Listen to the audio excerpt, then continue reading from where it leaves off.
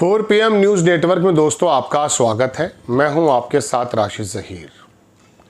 दरअसल सेना को भी क्या बना दिया गया है। एक ख़बर देख रहा था मैं, एक जगत गुरु हैं, पता नहीं कौन से गुरु हैं, उनके यहाँ उनकी एक फाउंडेशन है। उस फाउंडेशन ने सेना के अधिकारियों को सम्मानित किया। रूल ये कहता है कि अगर सरकारी या सेना का कोई प्रोग्राम नहीं है तो आप सेना के अधिकारियों को सम्मानित तो कर सकते हैं, लेकिन वो ड्रेसेस में नहीं होंगे। मैंने खबर परसों पढ़ी, वायर ने इसको छापी, मैं पढ़कर सुनाऊंगा। लेकिन दोस्तों कल परसों ही खबर ये दिमाग में आई कि अमेरिका का राजदूत वेस्टर्न कमांड के मुख्यालय में पहुंचा है, और वो अकेला भारत का राजदूत नहीं है, भारत के लिए राजदूत नहीं है, पाकिस्तान के लिए भी है, और जनाबे वाला बांग्लादेश का, मतलब वेस्ट एशिया का वो जिम्मेदार व्यक्ति है। तो दिमाग में ख्याल ये आया कि क्या भारत का कोई ऐसा सैन्य का या राजदूत पेंटागन में ऐसे एंट्री कर सकता है। हमारे दरवाजे सेना के भी इस तरह से खोल दिए हैं मोदी जी ने कि अब प्राइवेसी नाम की और जो संवेदनशीलता होती है उस नाम की कोई जगह नहीं बच रही है। जहां मैं रहता हूं वहां पर एक मिलिट्री का बहुत बड़ा कैंट है, बेस है।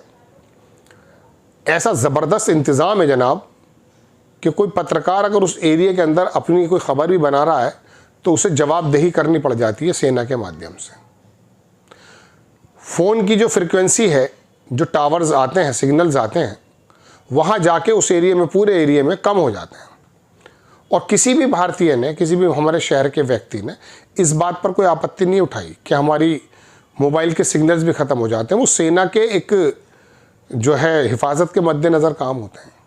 लेकिन यहाँ तो सेना को यह हाल बना दिया गया है कि एक धार्मिक गुरु या कोई जगत गुरु, मालूम नहीं, कोई उसकी फाउंडेशन है, वो हमारे आला अधिकारियों को सम्मानित करता है, लेकिन ड्रेस में, और वो लेते हैं उसको। इसके बारे में बहुत सारे लोगों ने जो सेना से जुड़े हुए हैं उन्होंने एतराज़ात उठाए, लेकिन क्या इन एतराज़ात को पब्लिक डोमेन में इतनी तरजीह मिलती है जितनी तरजीह इस बात को मिल जाती है कि साहब कुछ गौरक्षक दलों ने पीट पीट कर एक आदमी को जो है जख्मी कर दिया है, मार डाला है। मतलब आप ये मानिए कि उत्तर प्रदेश के मेरठ में एक छुटभैया नेता, छोटे से दल का, पूरे नेशनल मीडिया का हीरो बन जाता है जब वो एक दलित लड़की की शादी एक मुस्लिम लड़के से रोक देता है, और वहाँ का जिलाधिकारी भी शादी कैंसिल कर देता है। दोनों बालिग, दोनों को इजाज़त मिली हुई है, दोनों के परिवार मिले हुए हैं। ये खबर इतनी बड़ी हो गई कि अब मैं आपको दिल्ली के अंदर जो AI का सम्मेलन चल रहा है, जिसमें दुनिया भर के नुमाइंदे आए हैं, टेक कंपनीज़ के दिग्गज आए हुए हैं, वहाँ जो गलगोटिया यूनिवर्सिटी के अंदर जो चीज़ें निकल कर आई वो कहाँ आपको दिखा पाऊँगा। ये वही गलगोटिया यूनिवर्सिटी है जिसने कोरोना के दौरान शोर मचाने को, बीमारी भगाने का प्रोग्राम बताया था कि आप 3 टप्पड़ पीटिए और बीमारी दूर कर लीजिए। हमारी यूनिवर्सिटी जब इस तरह के जाहिलों को जन्म देगी कि जो दिल्ली के अंदर कभी किसी प्रदर्शन में है और वहाँ आज तक का पत्रकार जाके पूछ रहा कि आपका जो बिलबोर्ड है इस पर लिखा है ये क्या मतलब है इसका, उनको मतलब नहीं है। अंग्रेजी के 4 या ये करके बोल के उन्हें मालूम नहीं कि बिलबोर्ड पे लिखा क्या है, किसके टूल बना दिए गए हैं। जब इस तरह के ज्ञान चक्षु हैं, ये गोबर चक्षु पैदा होंगे तो फिर तो चाइना का ही रोबोट डॉग दिखाओगे आप तो, आपकी तो इनोवेशन ही कुछ नहीं है ना। लेकिन बहरहाल मैं तो एक्चुअली दोस्तों बात खबर सुनाने आया था कि सेना को भी क्या, ये जो वायर के अखबार ने इसको छापा है ना, इस लाइन ने मेरे दिमाग की घंटियां बजा दी, और मैं अपने मुंह से बोल नहीं पाऊंगा, जो लिखा है वही बताऊंगा। जब इसने ये लिखा कि सशस्त्र बलों की वर्दी को खोखला करना, आप किसके सामने खड़ा कर दे रहे हैं भाई? सेना का क्या काम है? आपने अपने घर का मजदूर समझ रखा है। सेना का एक व्यक्ति जब वर्दी में होता है, अरे मैं तो कह रहा हूँ बिना वर्दी के भी होता, उसका शौर्य, उसका अहम, उसका फख्र मालूम है क्या होता है। आप जगह जगह नतमस्तक कराए दे रहे हैं। खबर देखें दोस्तों, मैं पहले खबर बता दूं, आप सोचेंगे बड़ी लंबी भूमिका बांध दी इसने। इसमें खबर यह है कि खतरा यह नहीं कि सैन्य अधिकारी धार्मिक हों, बल्कि यह कि जिन संस्थानों को वो संचालन करते हैं वो धार्मिक रूप से पक्षपाती प्रतीत होने लगे हैं। अखबार में लिखता है, गणतंत्र दिवस समारोह 2026 के दौरान एक सैन्य बैंड ऑपरेशन सिंदूर का प्रतीक चिन्ह लिए हुए है, जो पहलगाम आतंकवादी हमले के बाद मई 25 में भारत द्वारा पाकिस्तान की धरती पर किए गए हमले को दर्शाता है। ये तो फोटो है। खबर यह है दोस्तों कि कोयम्बटूर में सदगुरु जग्गी वासुदेव हैं ये। अब इनके जो मानने वाले वो गालियां बकने लगेंगे।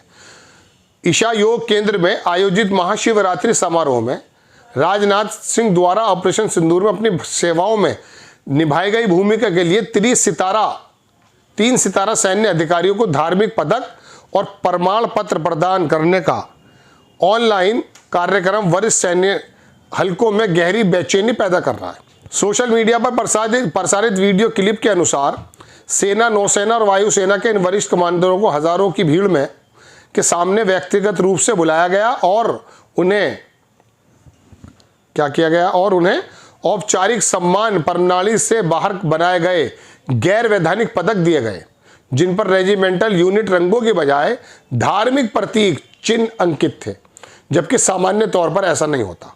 अनुभवी आलोचकों का कहना था कि इस तरह के प्रारूप से सैन्य मान्यता को एक सेवा संस्था से हटाकर एक गुरु नेतृत्व वाले मंच पर स्थानांतरित कर दिया गया। विशुद्ध रूप से सैन्य अभियान में बेशर्मी से भक्ति में प्रतीकों और राजनीतिक उपस्थिति को शामिल किया गया। उनका यह भी कहना था कि ऐसा करके सिंह और सेना ने ऑपरेशन सिंदूर को सफलतापूर्वक अंजाम देने का श्रेय टीवी पर दिखाए जाने वाले धार्मिक तमाशे में बदल दिया। ये पूरी की पूरी बात लिखी है दोस्तों। वासुदेव द्वारा एक विशाल भव्य समाज, इसके अंदर इनको सम्मानित किया गया, ये उसमें थे, और उनको जो प्रतीक दिए गए वो भी अजीबोगरीब थे। वासुदेव आश्रम का जिक्र करते हुए उन्होंने कहा कि यहाँ मुझे, चलिए छोड़िए अब क्या क्या बताएं, अब तो सेना को भी कुछ दूसरी चीज़ें महसूस हो रही हैं। यह है वासुदेव की फ़ोटो। उन्होंने तीखे लफ्ज़ों में कहा कि इन स्तरों पर दिखने वाली स्थिति को आसानी से उनके प्लेटफॉर्म के संस्थागत समर्थक के रूप में देखा जा सकता है। उन्होंने चेतावनी दी कि दिखावे से परे मनोबल और सार्वजनिक विश्वास का, अरे छोड़िए, ये बकवास चल रही है हमारे देश में।